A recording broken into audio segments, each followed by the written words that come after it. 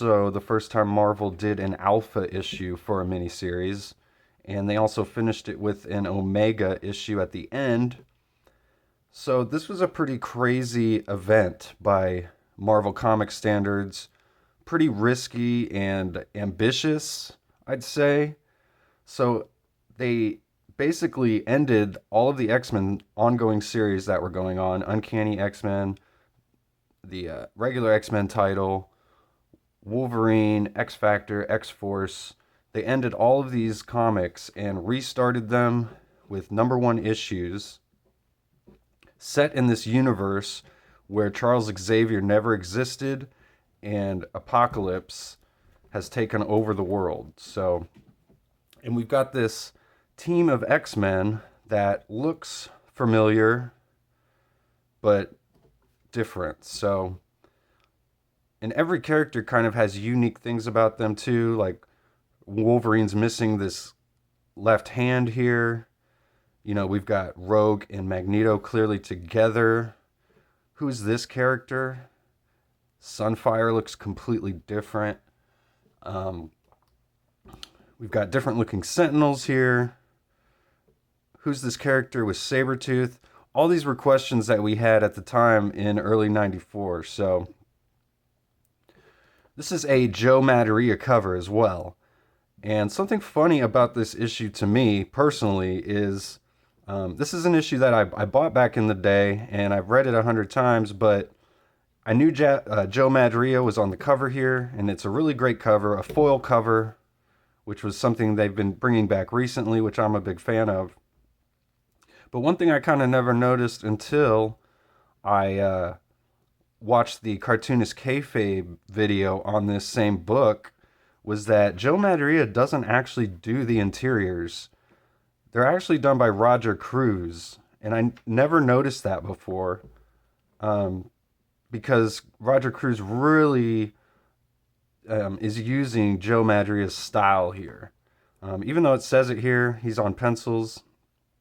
It's just something I never noticed as a kid reading this. So, and this was a book that I had lost over the years. I'd misplaced it, so I had to go back and buy this a few years ago. I was able to find it in a back issue bin at my local comic shop. I think I bought it for like $6 or $8. So it's an affordable book if you can find it. And we'll kind of get into it here. Like I said, he really uses Joe Madureira's kind of style here with the big jaws and the giant mouths, big eyes, and like giant muscular, over-proportioned, human figures here. So, but I just love all the rubble and destruction on some of these first few pages. We've got the cities burning in the background, just bodies laid everywhere. And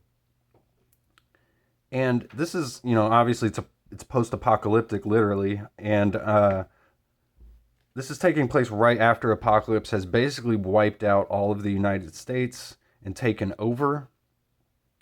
And one thing I love about this book is just every scene, there's world building going on, and we're learning about this whole new world that we're in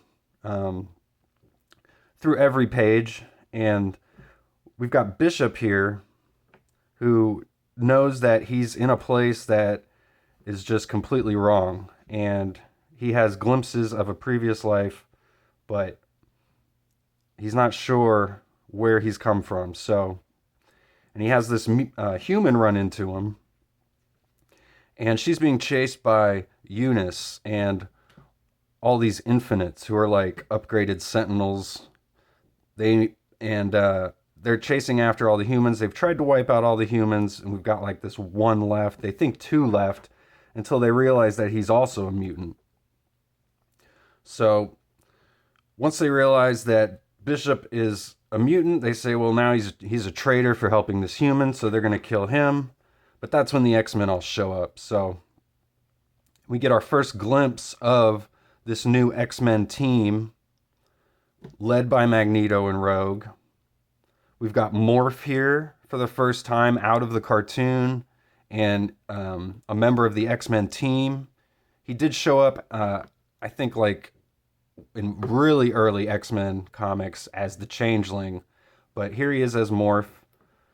We've got Blink as well, Wild Child, and these were all, generally speaking, new characters added to the X-Men, which was really fun. And we've got Sabretooth also as a member of the X-Men, which is pretty cool because Wolverine's not a member of the X-Men in this universe. And in the previous comics, they were kind of teasing Sabretooth aligning with the X-Men, although he never really did. But here he is aligned with the X-Men. Um, Iceman, who's doesn't have a mouth, he can still talk, but he just doesn't choose to show his mouth when he's in Iceman form. We've got Quicksilver, Storm with the short hair and an eye tattoo, and Nightcrawler also with an eye tattoo. So a lot of facial tattoos in this universe as well. Um, Scott Lobdell's on the story. We got Mark Waid doing the dialogues. Uh, Letters are by Starkings with Comic Craftsman. Steve Buccellato is on colors with Electric Crowns. We got Bob Harris as the editor, and Tom DeFalco is the editor in chief. So we've got Sabretooth here letting Wild Child go loose. He's kind of like, he's got him on a leash. He's basically like Sabretooth's dog. And we've got a battle here with these Infinites. We see that they're kind of no match for this X-Men team at all.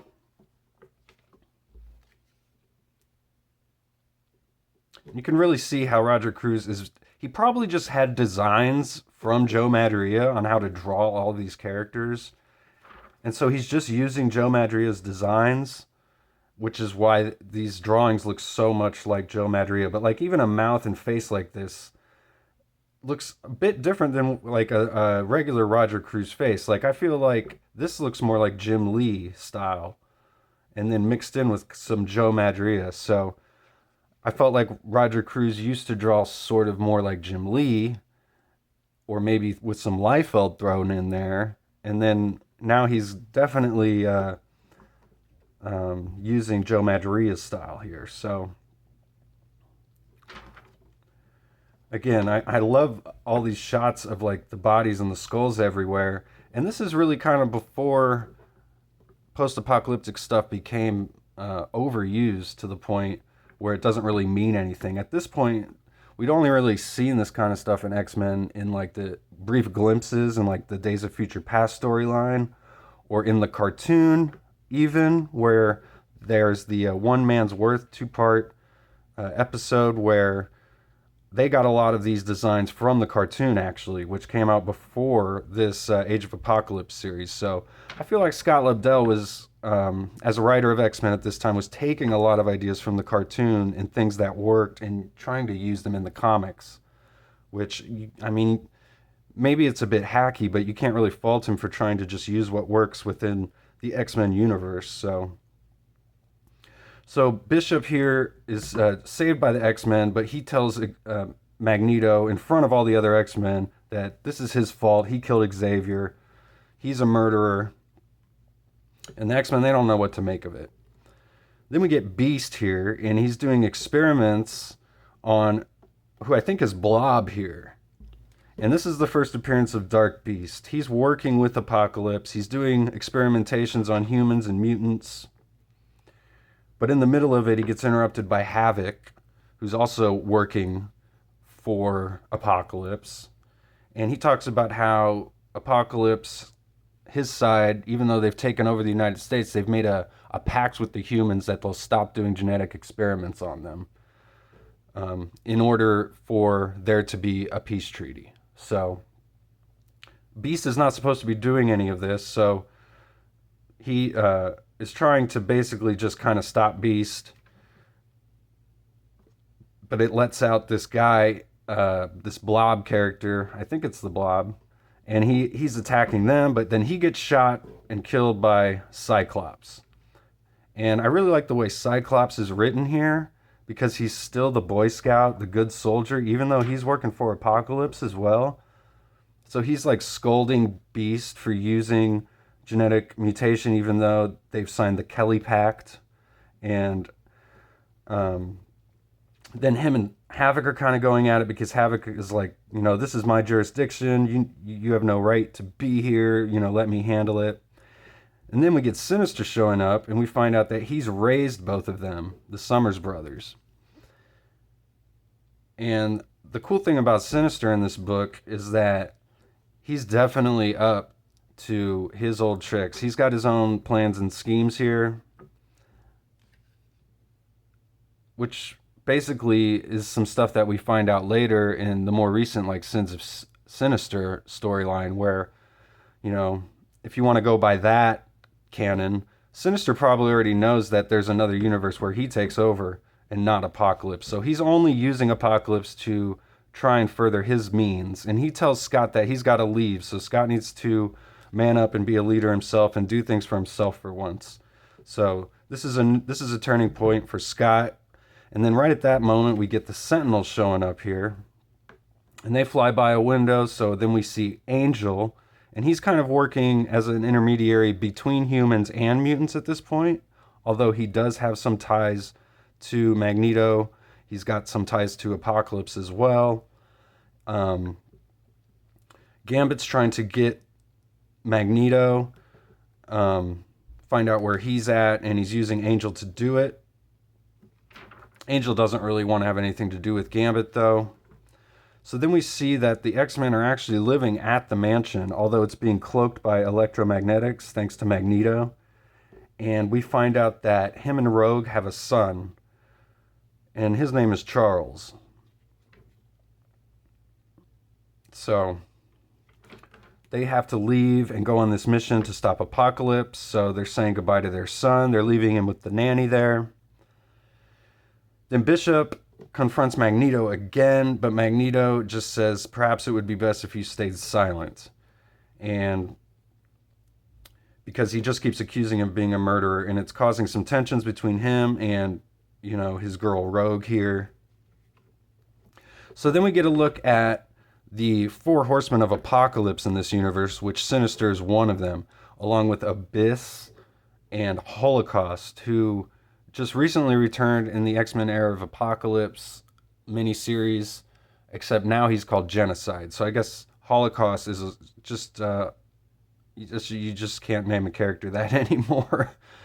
It's not right. So what I think is funny, though, about the scripting here is that Abyss really sounds a lot like how they write Sinister these days. He's jokey, he's cracking jokes, he's being sarcastic, while Sinister's kind of being just kind of the straight man. And so it's kind of a juxtaposition. They kind of took Abyss's attitude and moved it into Sinister. Now, I've never read any of the Age of Apocalypse stories post this original run. So maybe there are things that I am not aware of that have happened in continuity. But that's kind of a blind spot for me. But this original Age of Apocalypse is just one of my favorite runs. I know there's some differing opinions on it, but I am absolutely, I just adore this run. It's really creative stuff, I felt like, at the time, and was just super interesting world building and just a brand new start, a great jumping on point. And I feel like at the time, I was just like a young kid at the time. We didn't really know how long this was going to be going on. It turned out to just be like a 4-month thing, but I felt like at the time, like, who knows how long this could go on. So when it ended, when it did, it was like, oh, okay, this was cool. This is how X-Men does things, And it kind of made me a lifelong X-Men fan, honestly, was this Age of Apocalypse storyline. So we find that Sinister, like I said, he's got his own plans here. So at this point, he basically abandons Apocalypse. Then we go to, we're in England here, and we find Wolverine for the first time. The Age of Apocalypse Wolverine here. He's got Jean Grey with him in this universe, and he meets up with Moira Trask. She's not Moira McTaggart. She's married Bolivar Trask, and they make up the Human Council here. We see this is Emma Frost in this universe, and she's had her a lobotomy. It looks like they've taken out part of her brain, so she can't have mutant power. But they've got some sort of data that they got from Sinister that they're giving to the Human Council. So while they're working with Sinister, they're kind of working with the humans as well. We see Wolverine's got some face tattoos. But, this is... I love seeing the different relationships in this universe. We got Rogue and Magneto together, and we got Wolverine and Jean Grey together as well. So we're back here in Westchester, and since Jean is with Logan, and, there's Emma Frost, she's been lobotomized. They don't have Charles. They have no telepaths, really, on the X-Men. So they're going to use Rogue's power to get inside Gambit's mind just to steal his memories. But something goes completely wrong when they try and do that.